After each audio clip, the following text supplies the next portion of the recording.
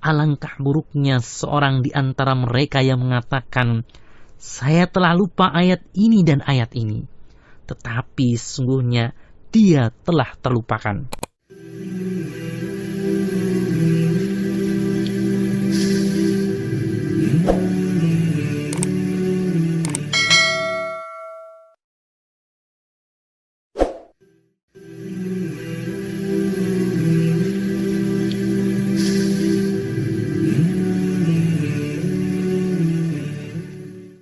Assalamualaikum warahmatullahi wabarakatuh. Alhamdulillahi rabbil alamin. Wassalatu wassalamu ala ashrafil anbiya'i wal mursalin wa ala alihi wa ashabihi wa man tabi'ahum bi ihsan ila yaumiddin. Amma ba'd. Pendengar yang dirahmati Allah Subhanahu wa taala, berjumpa dalam rubrik Adab Islami, dan pada kesempatan kali ini kita akan membahas tentang adab membaca Al-Qur'an. Pendengar, Al-Quran adalah kitab yang mulia dan agung yang diturunkan oleh Allah Subhanahu wa Ta'ala melalui perantara malaikat Jibril alaihissalam kepada Nabi Muhammad sallallahu alaihi wasallam. Seorang muslim yang membacanya merupakan amalan yang dihitung sebagai ibadah. Nah, dikarenakan membacanya merupakan bentuk ibadah, maka kita harus mengetahui adab-adab dalam membaca Al-Quran. Kita harus mengetahui apa saja yang harus diperhatikan ketika membaca Al-Quran. Karena jika kita membaca Al-Quran namun tidak sesuai dengan petunjuk dari Allah Subhanahu wa Ta'ala dan Rasulnya Sallallahu Alaihi Wasallam, maka amalan tersebut akan tertolak. Adapun adab-adab terkait di dalam membaca Al-Quran adalah sebagai berikut. Yang pertama, mengikhlaskan niat di saat mempelajari Al-Quran dan ketika membacanya. Pendengar, kenapa membaca Al-Quran harus ikhlas? Karena membaca Al-Quran adalah ibadah, sedangkan setiap amal ibadah akan tertolak jika tidak disertai dua syarat diterimanya amal, yaitu ikhlas dan sesuai tuntunan syariat. Imam An-Nawawi rahimahullah mengatakan bahwa yang pertama kali diperintahkan bagi seorang qari atau pembaca Al-Quran adalah keikhlasan dalam membaca Al-Quran, hanya menghendaki perjumpaan dengan Allah Subhanahu wa Ta'ala dari bacaan Al-Quran tersebut dan tidak menghendaki sesuatu selain dari itu. Nah, itulah pendengar, adab membaca Al-Quran yang pertama adalah niat ikhlas. Selanjutnya, adab yang kedua adalah mengamalkan kandungan Al-Quran. Di antara bentuk pengamalan kandungan Al-Quran yaitu dengan menghalalkan semua yang dihalalkan Al-Quran, mengharamkan semua yang diharamkannya, menjauhi hal-hal yang dilarangnya, mengerjakan setiap perintahnya, dan menegakkan setiap hukum-hukumnya dan huruf-hurufnya. Pendengar, ada ancaman yang sangat keras bagi seorang yang Allah Subhanahu wa Ta'ala berikan kepadanya Al-Quran, lantas dia tidak mengamalkannya.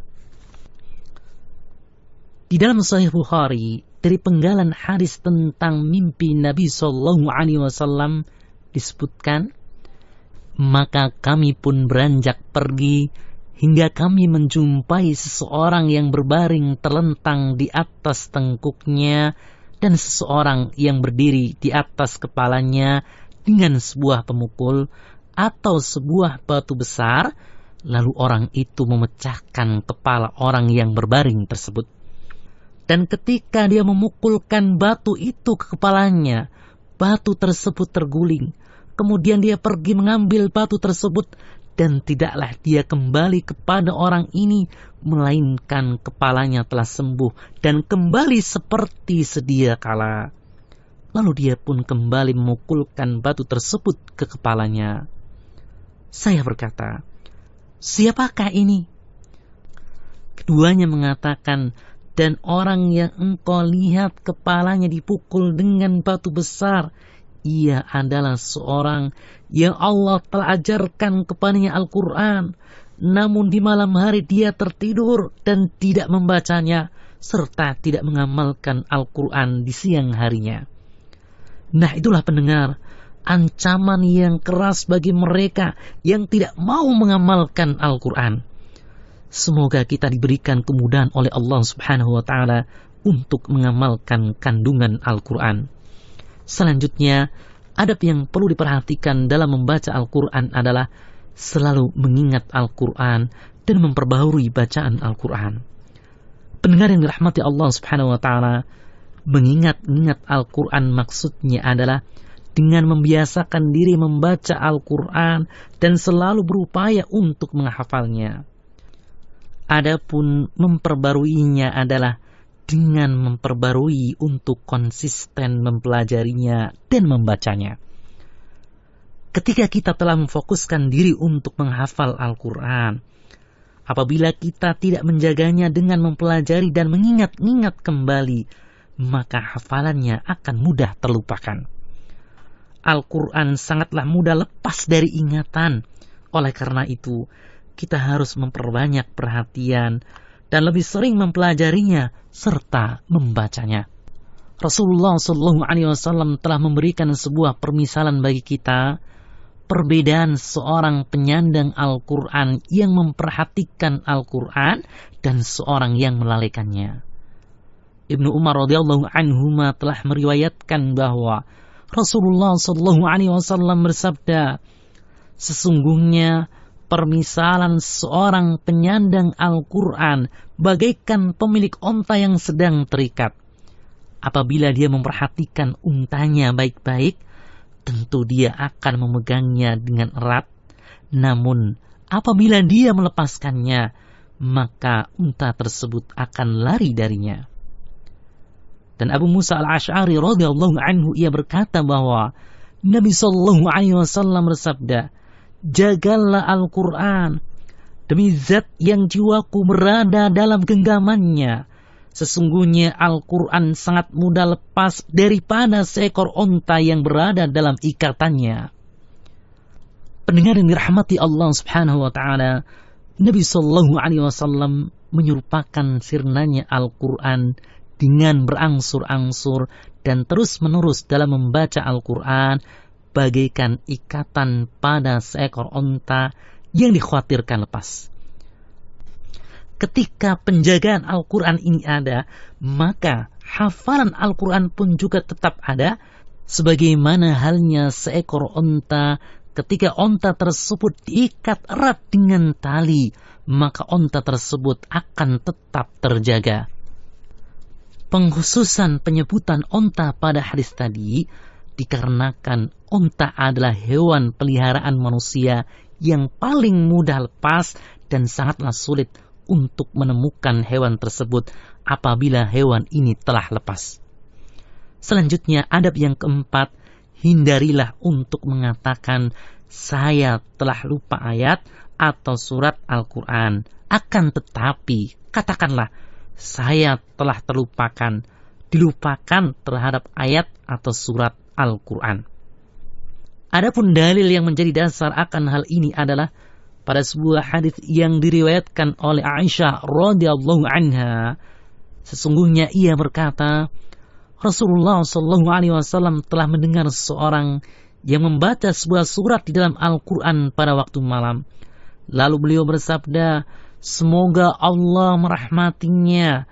Sungguh dia telah mengingatkan aku akan ayat ini dan ayat ini, yang sebelumnya saya telah terlupakan bahwa ayat tersebut berada pada surat ini dan surat ini. Dari Abdullah bin Mas'ud radhiyallahu anhu, Rasulullah SAW bersabda, alangkah buruknya seorang di antara mereka yang mengatakan, saya telah lupa ayat ini dan ayat ini, tetapi sesungguhnya dia telah terlupakan. Imam An-Nawawi rahimahullah mengatakan, pada hadis tersebut menunjukkan tercelanya perkataan saya lupa akan ayat ini, dan celaan ini sifatnya suatu yang makruh, dan perkataan saya terlupakan bukanlah suatu yang tercela. Adapun larangan mengatakan saya lupa ayat ini dikarenakan mengandung sikap memudah-mudahkan dan melalaikan ayat-ayat tersebut. Sedangkan Allah Subhanahu wa taala berfirman, qala kadzalika atatka ayatuna fanasitaha.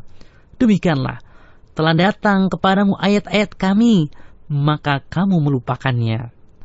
Ayat ini merupakan celaan yang ditunjukkan pada keadaan si pengucap, bukan pada ucapannya. Oleh karena itu pendengar, tidaklah pantas bagi seorang yang menghafal Al-Quran lalu dia melalaikan penjagaan hafalan Al-Quran. Sebaiknya dia menyediakan waktu khusus untuk mengulanginya, yang akan membantu dia menguatkan hafalannya dan menghalanginya dari kelupaan dengan mengharapkan pahala serta ilmu yang terkandung dalam Al-Quran. Akan tetapi, siapa saja yang telah menghafal salah satu bagian dari Al-Quran, lantas dia melupakannya akibat kesibukan atau kelalaiannya, maka tidaklah berdosa. Adapun hadis-hadis yang menyebutkan tentang adanya ancaman bagi yang lupa akan hafalan Al-Quran yang telah dihafalnya, tidaklah sahih dari Nabi Sallallahu Alaihi Wasallam. Demikianlah pendengar yang dirahmati Allah Subhanahu Wa Taala, beberapa adab yang bisa kita bahas berkaitan dengan membaca Al-Quran. Kita sebutkan kembali poin-poinnya, yaitu yang pertama, mengikhlaskan niat kita dalam mempelajari dan membaca Al-Quran. Kedua, mengamalkan kandungan Al-Quran. Ketiga, selalu mengingat Al-Quran dan memperbarui bacaan Al-Quran.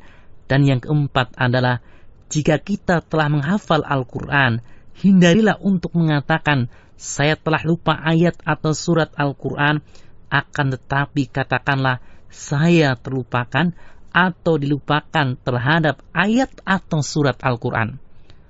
Pendengar yang rahmati Allah Subhanahu wa Ta'ala, masih ada beberapa adab lainnya yang insya Allah akan kita lanjutkan pada kesempatan yang akan datang. Wallahu a'lam. Wassalamualaikum warahmatullahi wabarakatuh.